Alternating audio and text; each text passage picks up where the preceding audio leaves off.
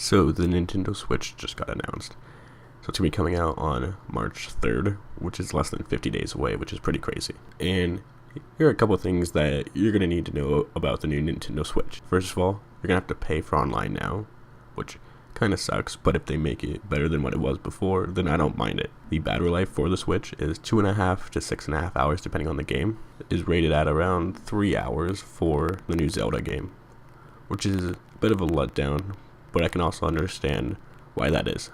The Switch does have touch controls. You can connect 8 switches together for some local multiplayer gaming. It does have NFC in the right Joy-Cons, and the little square button on the left Joy-Con is actually to capture screenshots, and in the future it'll capture video and you will be able to share to all your friends. Joy-Con has L and R buttons where the rails are, which is nice for any game where you're playing 2-player with the Joy-Con sideways. The Joy-Con got new colors with neon red and neon blue. They also come with the straps, and IR blaster is actually in the right Joy-Con controller. And both Joy-Cons do have an HD rumble feature. That way it can more accurately feel like what you're actually doing in the game, which is really cool. To charge it, you are going to use USB Type-C.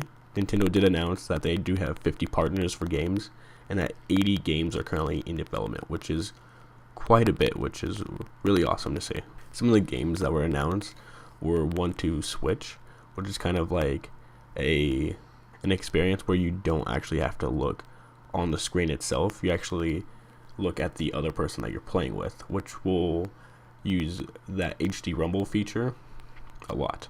And that comes out March 3rd. They also announced Arms, which is a boxing game, but with jumping and extended arms, basically. It comes out in the spring.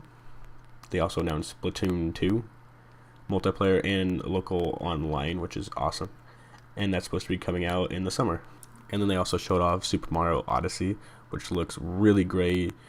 Mario, and he's leaving the Mushroom Kingdom, going to the city. He has some sort of cap friend with eyes in his hat for some reason. But whatever, it looks really cool.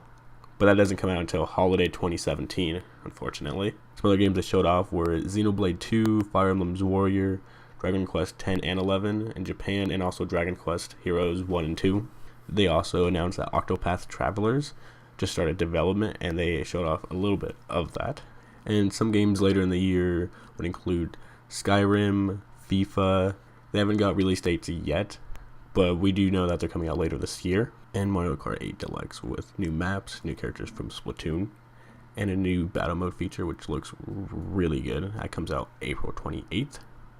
They also showed off that NBA 2K18, Minecraft, and Super Bomberman is coming to the Nintendo Switch. The Legend of Zelda Breath of the Wild is coming out March 3rd alongside the system, which looks like a really, really good launch title. So the Nintendo Switch will include the console, the Joy-Cons, the dock, HDMI, the formal controller that you can put the Joy-Cons into. One is just an all gray version, and the other one has a neon blue and a neon red controller, and they both retail for $299. The Pro controller is set for $70. A set of 2 Joy-Cons is $80. One Joy-Con is $50.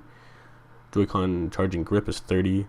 And the Nintendo Switch dock, which comes with the dock, the HDMI cord, and an AC power, is $90. The Joy-Con wheel is $15. I'm a little worried about the launch titles that come with it, but we'll have to wait and see if there's any more that didn't get announced right away.